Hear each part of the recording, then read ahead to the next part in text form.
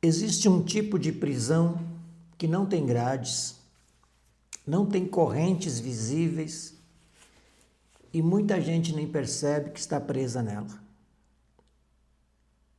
A dívida, o medo, em especial o medo da falta e a mentalidade de escassez.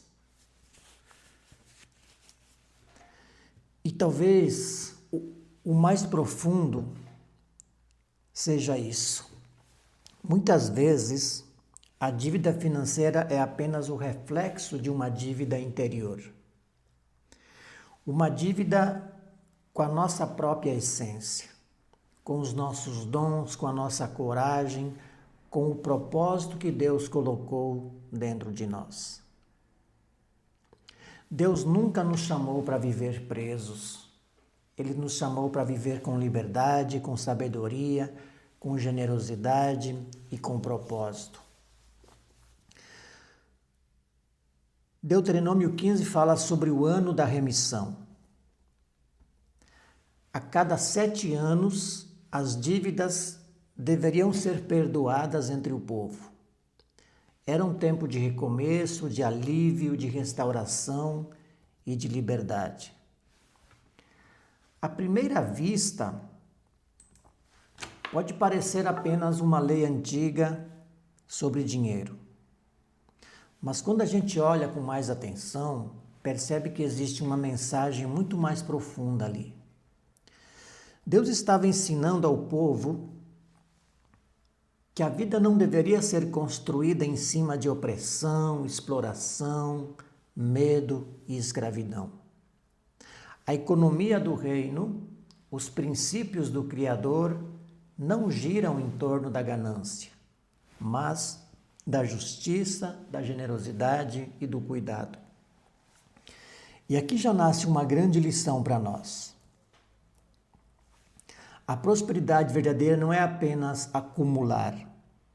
Prosperidade verdadeira é viver sem ser dominado pelo dinheiro.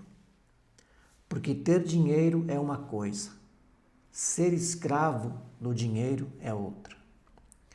Nós podemos ter pouco e ainda assim viver em paz. E também podemos ter muito e viver presos no medo de perder, na culpa, na comparação, na ansiedade e no vazio.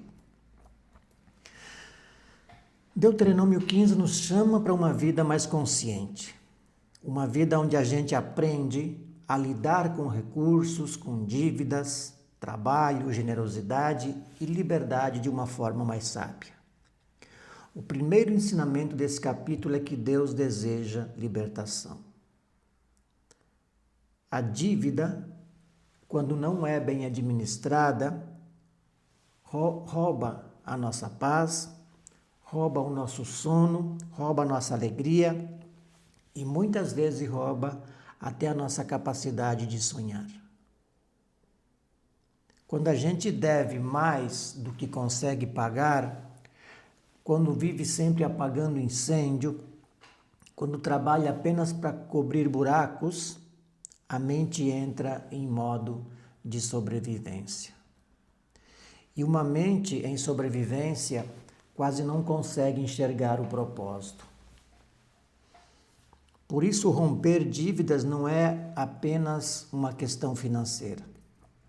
É também uma questão espiritual, emocional e mental. Porque quando a gente começa a colocar nossa ordem, ou melhor, quando a gente começa a colocar ordem na nossa vida financeira, também começa a colocar ordem dentro de nós. E aqui entra uma dica muito prática e importante. Nós precisamos parar de fugir da realidade. Muita gente não olha a conta, não anota o que deve, não calcula o que entra e o que sai, não encara a situação porque sente medo, sente vergonha ou sente culpa. Mas aquilo que a gente não encara continua nos dominando. Então, o primeiro passo para romper dívidas é olhar para a dívida com coragem. Pegar papel, celular, planilha, qualquer ferramenta simples e escrever quanto nós ganhamos, quanto nós gastamos, quanto nós devemos e para quem devemos. Isso não é para gerar culpa, é para trazer clareza, porque a culpa paralisa, a clareza liberta. Deus trabalha com verdade, e quando a gente coloca luz sobre a realidade, a mudança começa. O segundo ensinamento de Deuteronômio 15 é que liberdade precisa de responsabilidade. O ano da remissão era um tempo de perdão e recomeço. Mas isso não significava viver de qualquer jeito. Pelo contrário, o princípio era ensinar o povo a não transformar a vida em um ciclo eterno de prisão. Hoje nós também precisamos entender isso. Não adianta sair de uma dívida e entrar em outra. Não adianta receber uma bênção e continuar com os mesmos hábitos que criaram o problema. Liberdade sem consciência vira repetição.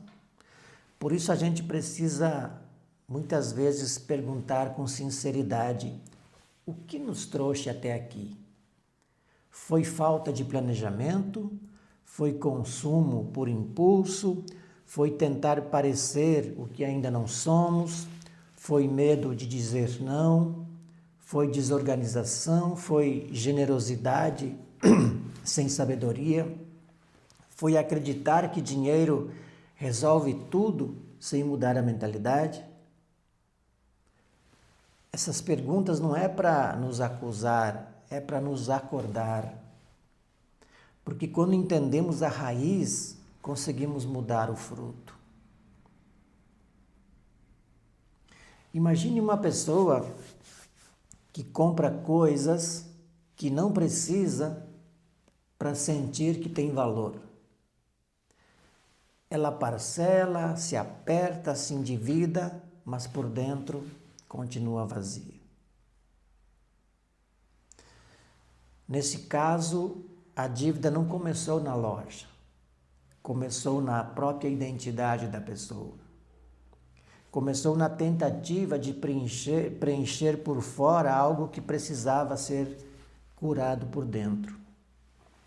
Por isso, prosperidade com propósito começa quando nós paramos de usar dinheiro para esconder feridas e começamos a usar os nossos recursos com consciência, com direção e com sabedoria.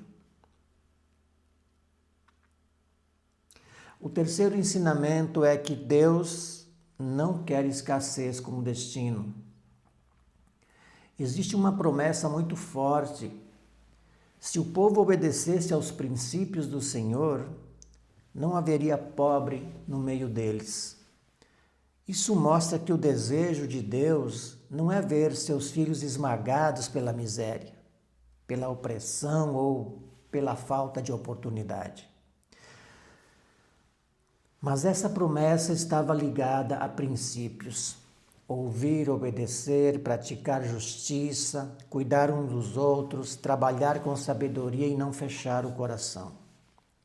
Isso nos ensina que prosperidade não é mágica, prosperidade é construção. A gente constrói prosperidade quando aprende a trabalhar melhor, administrar melhor, servir melhor, plantar melhor, vender melhor, economizar melhor, investir e decidir melhor. Não basta pedir a Deus uma vida nova e continuar com os mesmos pensamentos velhos. Nós precisamos renovar a mente. E renovar a mente significa trocar pensamentos como: eu nunca vou conseguir, dinheiro é coisa ruim, nasci para sofrer, todo rico é errado, eu não tenho capacidade, já é tarde demais para mim. Trocar esses pensamentos por pensamentos mais alinhados com a verdade. Pensamentos como: eu posso aprender, eu posso recomeçar, eu posso organizar minha vida, eu posso prosperar com sabedoria, eu posso usar meus dons para servir e crescer. Deus colocou capacidades em mim. Essa mudança parece simples, mas é muito poderosa, porque a nossa vida caminha na direção daquilo que a nossa mente aceita como verdade. Se a gente aceita ou acredita que nasceu para ser escravo, vamos continuar agindo como escravo. Mas quando a gente desperta para a identidade de filho, de filha, de alguém criado com dons, talentos, habilidades, capacidades, inteligência, propósito, começamos a agir de outra forma.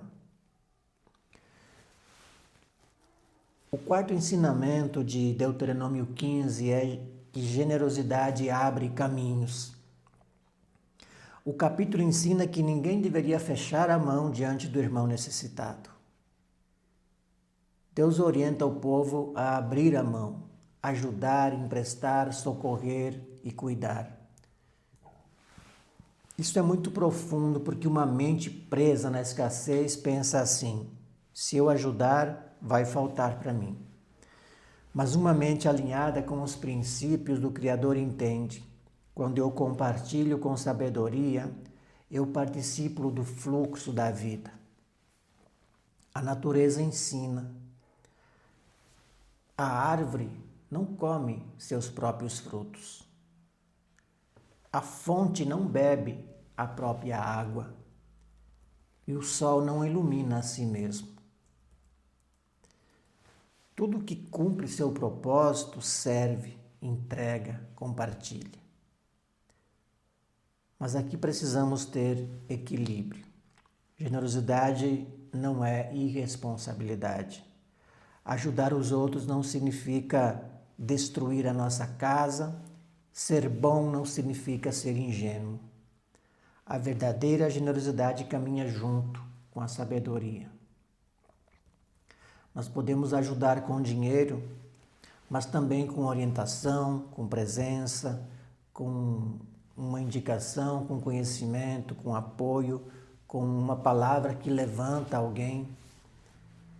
Às vezes a maior ajuda que damos a uma pessoa não é tirar ela ou tirar dela toda a dificuldade, mas ajudá-la a enxergar que ela também tem força, que ela também tem dons, que ela também tem capacidade para se levantar. E isso vale muito. Em algum momento da caminhada, a gente precisa parar de esperar que alguém venha nos salvar e começar a assumir a responsabilidade pela vida que Deus colocou em nossas mãos. O quinto ensinamento é que todo recomeço exige decisão. O ano da remissão era um marco, um tempo determinado para encerrar ciclos de peso e abrir uma nova etapa.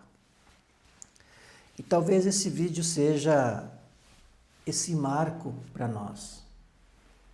Talvez hoje seja o dia em que a gente decida parar de negociar com a bagunça, parar de aceitar a dívida como normal, parar de viver no automático e começar um novo caminho. Não precisa ser perfeito, precisa ser verdadeiro.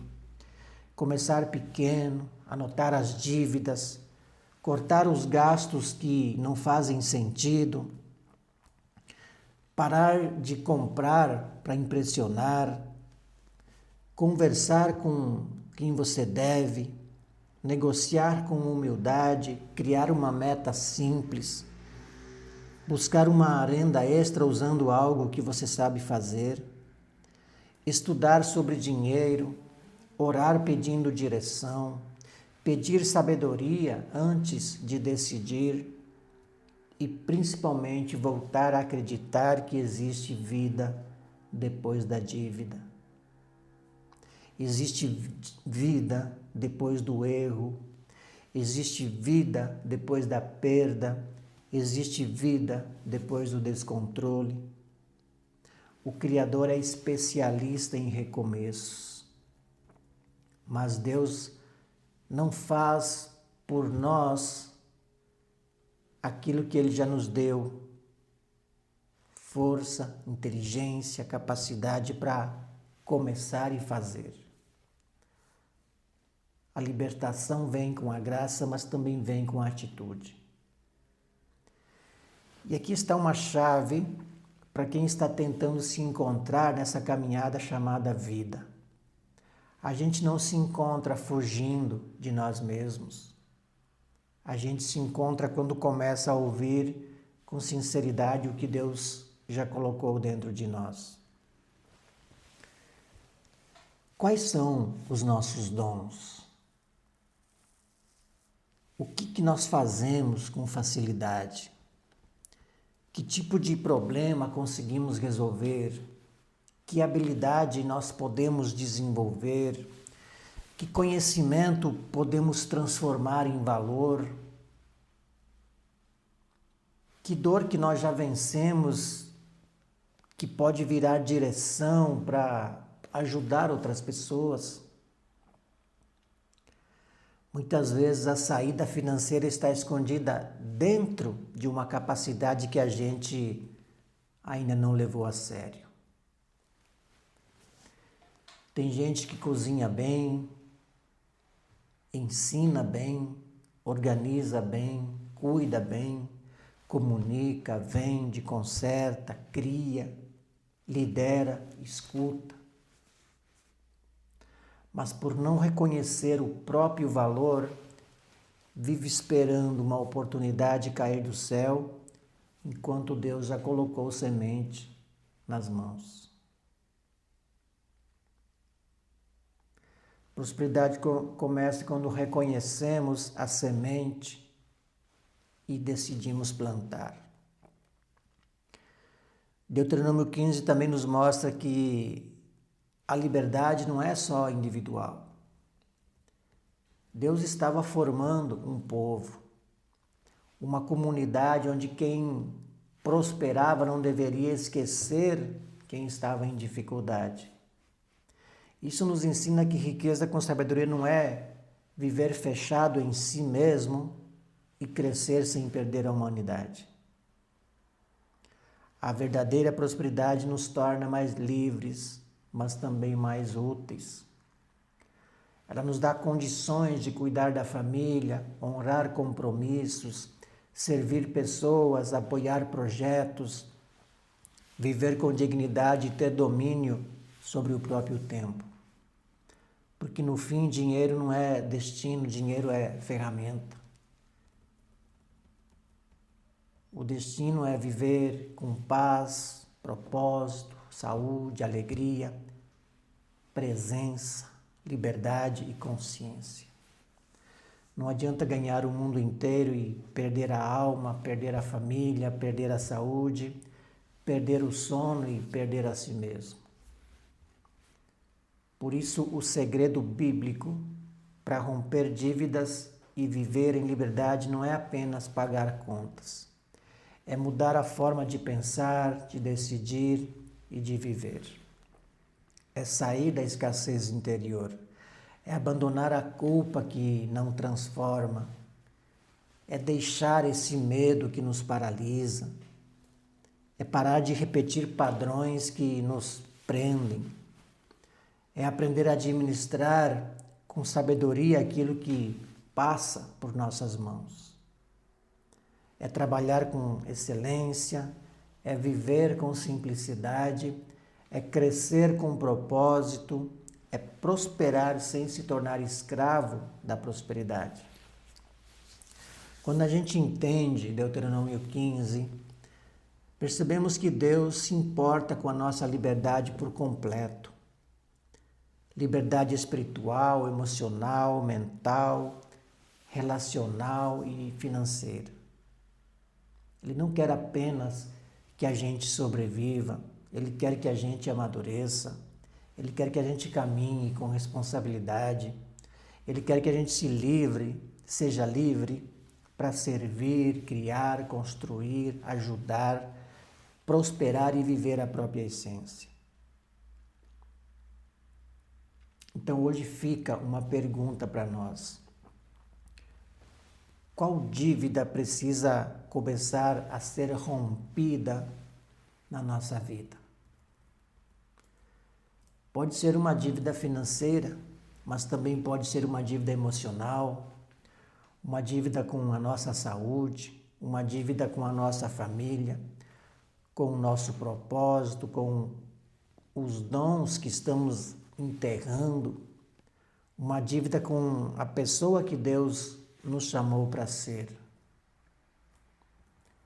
A boa notícia é que todo despertar começa com uma decisão. Hoje nós podemos decidir viver de outro jeito, com mais verdade, com mais ordem, com mais fé, com mais sabedoria, com mais coragem, com mais responsabilidade e mais liberdade. Deuteronômio 15 nos lembra que o Criador estabeleceu princípios de libertação, de generosidade e recomeço. E quando a gente se alinha com esses princípios, a vida começa a entrar em outro fluxo. Não é sobre enriquecer para provar algo a alguém. É sobre prosperar para viver com dignidade, cumprir propósito, cuidar de quem amamos e usar bem o tempo que recebemos. Porque uma vida livre não é uma vida sem compromisso. Uma vida livre é uma vida onde a gente não é mais dominado pelo medo, pela dívida, pela culpa, pela falta, pela comparação e pela desordem. É uma vida onde a gente assume o próprio caminho com Deus, com consciência e com coragem. Então, que hoje seja o início de um novo ciclo. Que a gente rompa dívidas com sabedoria. Que a gente cure a mentalidade de escassez. Que a gente reconheça os dons que recebeu. Que a gente pare de fugir da realidade. Que a gente prospere com propósito. Que nossa vida se torne uma prova viva de que é possível recomeçar, de que é possível crescer, de que é possível viver em liberdade. Compartilhe esse vídeo com alguém que precisa romper ciclos de dívida, ciclos de medo e escassez. Que Deus abençoe nossa mente, nossas decisões, nosso trabalho, nossos dons e cada passo da nossa caminhada. Até o próximo vídeo.